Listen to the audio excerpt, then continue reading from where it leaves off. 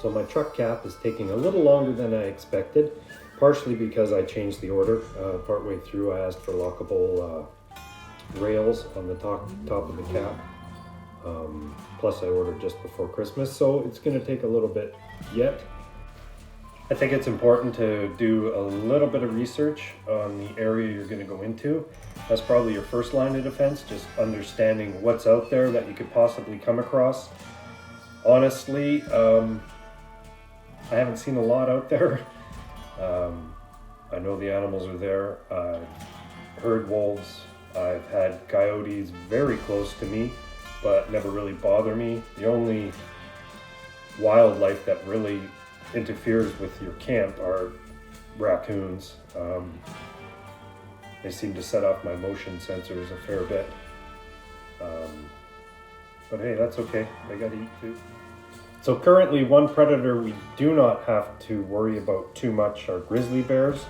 There are reports that grizzly bears are kind of moving towards Ontario through Manitoba. I believe it was up near Manitoba Island. They're expecting grizzly bear population may start to produce. It hasn't happened thus far, so we'll see what happens. But running through some of the predators in Ontario, Canada, that I generally am in the area of, with the exception of one, but I'm going to mention them anyways for those people in Northern Ontario or tourists that are coming into Ontario and they want to go up north and spend some time outdoors. Good for you. Just be ready. Someone in a situation like I am, who I have a lot of injuries. I've had 6 knee surgeries, both of them have been reconstructed, broke my neck a couple places, herniated discs, torn discs, broken collar. The list is silly. I won't even go through it. But what I'm trying to get at is I look wounded. When I'm moving around in the bush, I'm moving slowly because I'm in pain. And I limp. I don't bend over well. So animals pick up on this type of stuff. So you should be aware that you gotta look as strong and as confident as you can. It's easy to say on a YouTube video, but you've got to try and not back down within reason. Otherwise, you've just sort of become prey to predators, and you might have to relocate your camp, depending how long you want to stay there. I believe you're allowed 3 weeks, 21 days in Ontario before you have to pack up and relocate something like 30 to 40 yards. I'll go through the list, but this is just research I've done. Black bear in my region. All of these are in my region.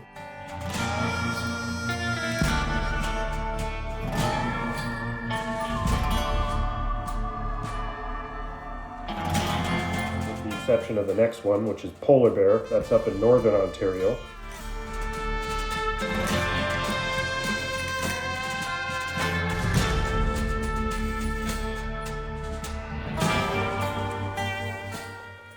We have Canadian lynx.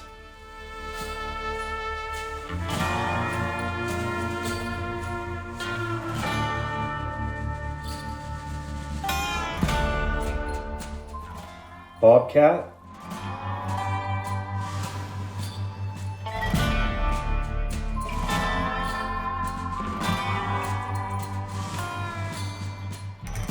Cougar.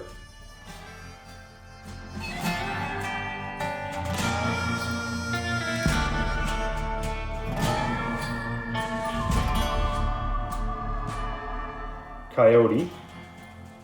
Coy wolf, which is a coyote wolf hybrid.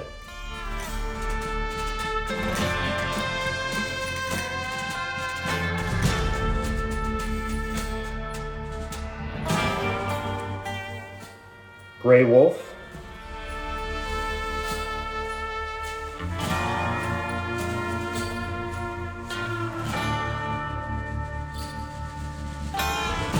I've also heard them called Algonquin wolf, and I think there's another variation of that wolf down in southern Ontario more. Fishers.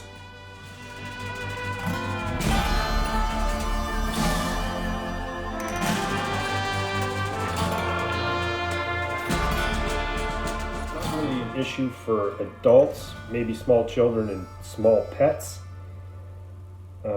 Wolverines.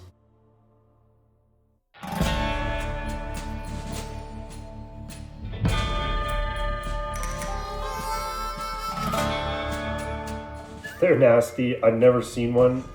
There may be a few guys who have, but those things are savage. They'll fight grizzly bears. They don't care.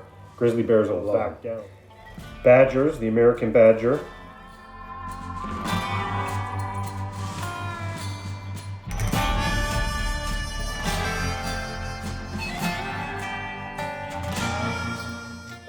And then like deer, moose, elk, caribou can all be dangerous. If you come around the corner and it's you and a bull moose, they're very fight or flight, and if they decide to fight, it's time to go. You don't really want to have to drop one, because then you got to explain why you dropped a moose or caribou or deer out of season, and prove that it was self-defense. There's all kinds of smaller, like weasels and bats and things like that. Not really a threat. The important part's to have confidence. In the face of a predator, I have to stand tall, not back down, try not to limp, don't look wounded. It's all important little tricks.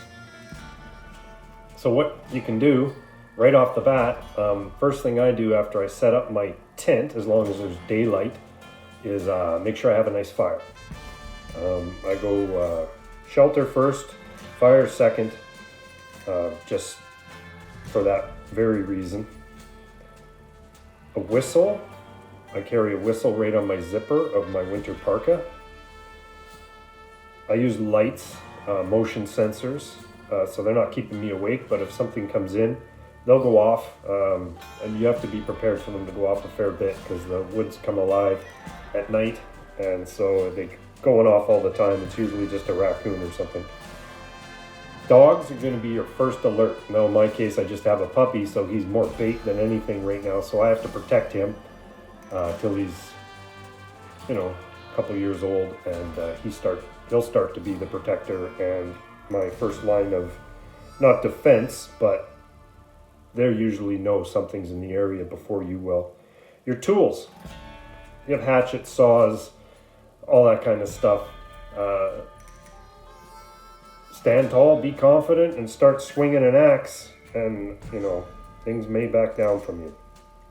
Carry bear spray. Now, mind the wind.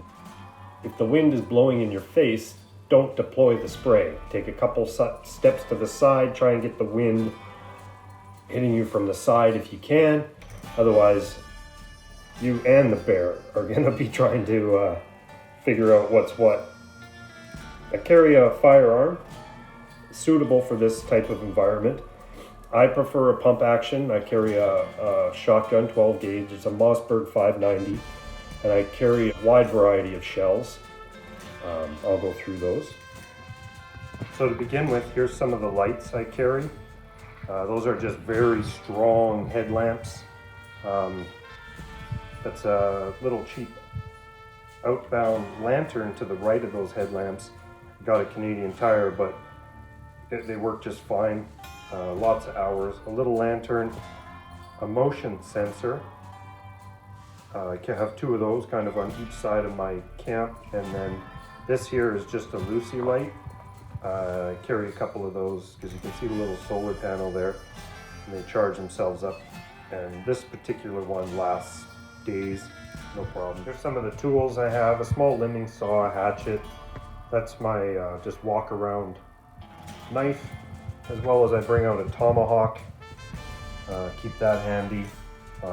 Bear spray, I keep it in a side mounted position across the small of my back with the harness you see there.